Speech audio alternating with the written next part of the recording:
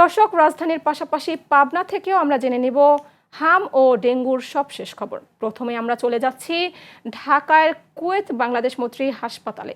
সেখানে আছেন সহকর্মী সীমা প্রধান, তিনি জানাচ্ছেন সেখানকার সবশেষ অবস্থা।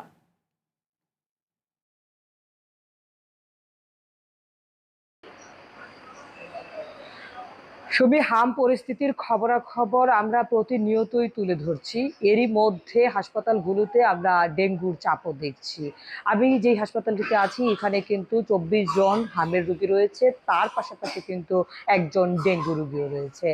তো সারা দেশের ২৪ ঘন্টার খবর যদি আপনাকে জানাতে চাই, বলা হয়েছে সারা দেশে ২৪ ঘন্টায় ১৭২ জন ডেঙ্গু নতুন রোগী পাওয়া গেছে। তাছাড়া কিন্তু ৯৪১ জন হামের রোগীও পাওয়া গেছে। এরই মধ্যে সবচেয়ে উদ্বেগজনক খবর হচ্ছে ৩ জনের মৃত্যু নিশ্চিত খবরাখবর পাওয়া গেছে। তাছাড়া আমরা দেখছি প্রতিটি হাসপাতালে কিন্তু বিশেষায়িত ওয়ার্ড চালু করা হয়েছে। সেই ওয়ার্ডগুলোতে কিন্তু হামের রোগীর পাশাপাশি প্রতিটি হাসপাতালেই কিন্তু ডেঙ্গুর রোগী পাওয়া যাচ্ছে এই বর্ষার মৌসুম শুরু হওয়ার পরপর থেকেই। চিকিৎসকরা বলছেন টিকাদান কর্মসূচি ও শতভাগ কাভারেজ হয়েছে, কিন্তু সেই টিকার অ্যান্টিবডি তৈরি করতেও ২ থেকে ৪ সপ্তাহ সময় লাগবে। তাছাড়া কিন্তু গতকালও আপনি দেখেছেন সারা দেশে একযোগে ভিটামিন এ ক্যাপসুলের যে ক্যাম্পেইনটি ছিল সেটি কিন্তু সম্পন্ন করা হয়েছে। তো আমরাও দেখছি অনেক রোগী হাসপাতালে আসছে, কিন্তু এরই মধ্যে কিন্তু সুস্থতার হারই সবচেয়ে বেশি লক্ষ্য করা যাচ্ছে। তো ডাক্তার থেকে শুরু করে বিশেষজ্ঞ যারা আছেন সকলেই বলছেন নাগরিক সচেতনতা এই মুহূর্তে সবচেয়ে বেশি প্রয়োজন। অর্থাৎ এডিস মশার যে লার্ভা প্রজনন স্থল সেটি ধ্বংস করা, এবং আমরা দেখছি মহিলা রোগীরাই কিন্তু যেই এডিস মশার কামড়ে আক্রান্ত হচ্ছেন এবং তারাই কিন্তু সবচেয়ে বেশি ডেঙ্গুতে আক্রান্ত হচ্ছেন।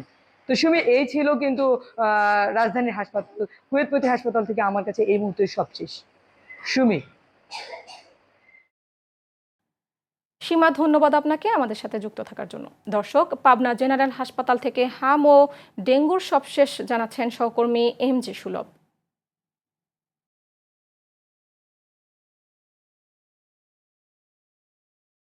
সারা দেশে হাম ও ডেঙ্গুর প্রকোপে স্বাস্থ্য ঝুঁকি বাড়ছে, তবে পাবনায় তার ভিন্ন কিছু চিত্র লক্ষ্য করা গিয়েছে। বর্তমানে আমরা পাবনা সদর জেনারেল হাসপাতালে অবস্থান করছি।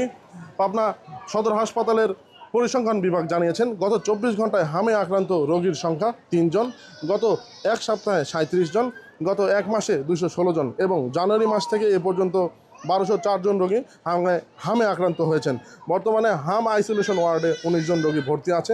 আপনার জেনারেল হাসপাতালের সহকারী পরিচালক রফিকুল ইসলাম জানান বর্তমানে হামে আক্রান্ত রোগীর সংখ্যা অনেকটাই কমেছে।